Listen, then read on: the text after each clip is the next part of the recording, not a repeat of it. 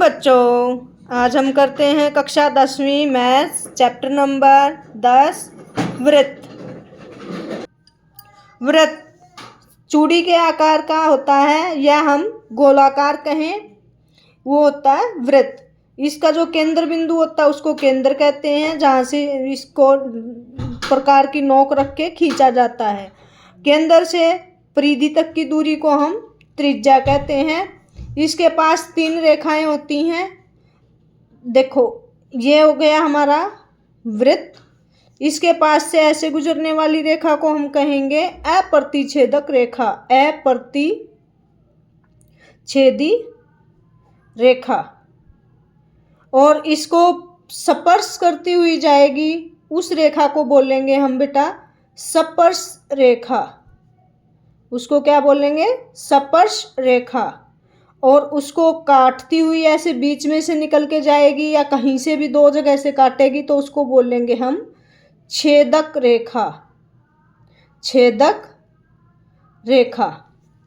इस तरह से थी 3 प्रकार की ये रेखाएं। उसके बाद है एक्सरसाइज 10.1 पे देखते हैं बेटा हमारा। उसके लिए प्रमेय देखते हैं।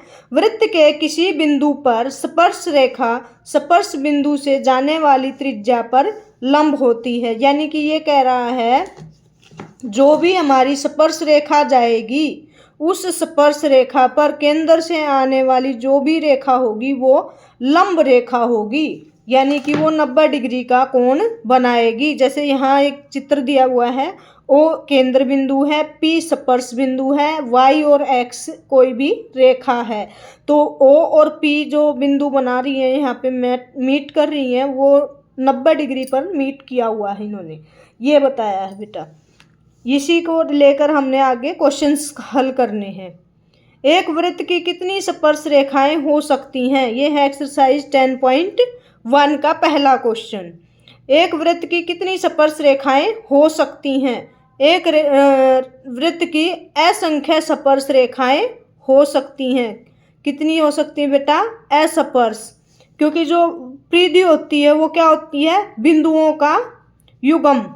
बहुत सारे बिंदुओं का मिलाकर एक युग्म बनाया जाता है, वो हमारा क्या होता है? वृत्त। और एक निश्चित दूरी, केंद्र से एक निश्चित दूरी पर बहुत सारे बिंदुओं का युग्म होता है, वो क्या कहलाता है? वृत्त।